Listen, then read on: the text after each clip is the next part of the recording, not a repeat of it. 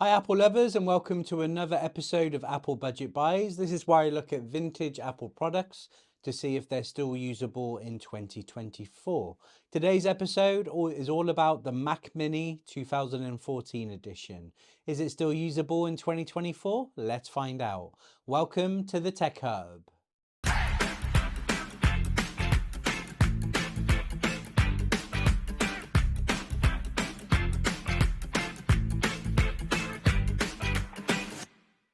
So let's talk about the specification of this machine. So this is the Mac Mini 2014 edition. It has an Intel i5 1.4 gigahertz processor. It has 4 gigabytes of RAM, which isn't upgradable, and this one had a 250 gigabyte hard drive. It's running macOS Monterey 12.7.4. This was fully up to date when I got it, and I didn't have to do any software updates, which is a good thing to do. So the unboxing was fine. Again, this didn't come with the original box, but it did come with the original plug. It was packaged well. Needed a bit of a clean, like everything I get needs it. It had slight wear marks around the body, but nothing too major.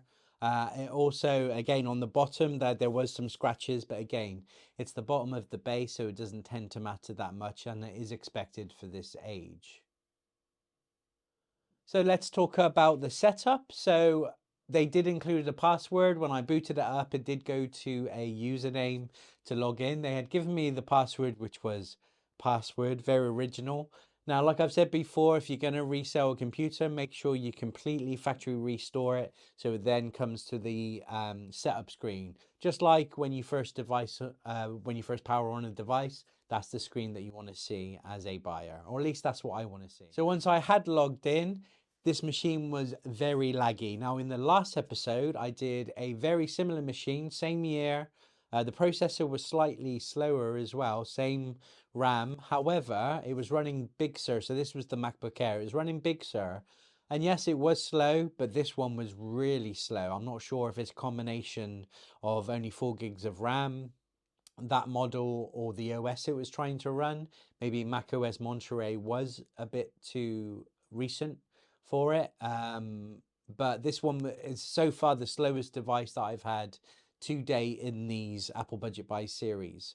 Thankfully I didn't need to do a software update at all. The seller had already done that, so big tick there. Always update your software before you send it off to your buyer. I did the usual test. I downloaded Pages, Word, cut the rope on Apple Arcade, and iMovie again. All of which, like previous episodes, took a while to download, took a while to install. This one was probably the worst, probably on the par with the iMac that I did from 2013 on 2 Mac OSs previously. Again, I had to download previous versions of the apps, but it did that automatically in the App Store without faffing about with my purchase history. So Pages and Word did run fine eventually. Cut the rope. Again, once it got going, the video elements were very laggy, but once the game started, it was playable. That's the only game I tested, but I'm imagining it's going to be very similar to other games. Apple TV worked fine, so this is fine for streaming movies and TV shows. Safari worked well too, so you can stream anything that isn't on a downloadable app just through the internet. The Wi-Fi connection was absolutely solid. This was the only thing that did impress me. So it got 750 megabytes per second. So very, very happy with that. iMovie, it struggled on a 6-second clip, exporting at 4K. It took 2 minutes and 28 seconds. So let's talk about uses in 2024. The Mac OS is solid, but I very much suspect that as much as it will run on this device, I would personally downgrade to Big Sur. I think it will run better, and I think it's just a bit too advanced for this machine. Everything did run fine, so web browser fine, streaming Apple TV, music, or any other video streaming via the website would be absolutely fine. I was thinking about recommending plugging it into the TV, getting a wireless mouse and keyboard. So if you want a web browser on your TV, that could potentially be a use. However, I don't think there's many people that do that. And if you want to stream stuff, just get an Apple TV. You can pick up a 5th generation 4K one for probably less than you would buy this machine for. Again, you can do very basic tasks. So Office, absolutely fine. Photos, very minimal editing in your photo library once it loads. iMovie, forget it. Don't use this for video. Again, it was a bit harsh using a 4K clip, but even at 1080p, it's going to struggle. So who is this for? This is probably the first time I can't recommend this for anybody. Possibly this on Big Sur. Maybe if you want to treat a child to a computer in their room. However, I'd probably go towards the MacBook Air in that incident. So actually, I think this is the first one that I would say no.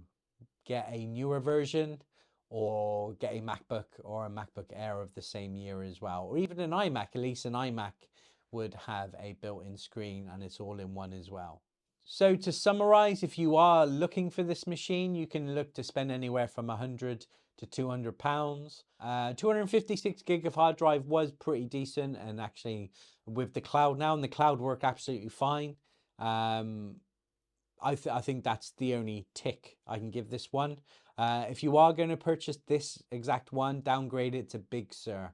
That will run a lot smoother and a lot better, and you're probably not going to miss any features that Monterey has. So I've hoped you enjoyed this episode of Apple Budget Buys. If you did like this, please like this video. Please subscribe to me to follow my channel. Please follow me on Instagram, Threads at TechHubWilts UK, and I'll see you on the next episode.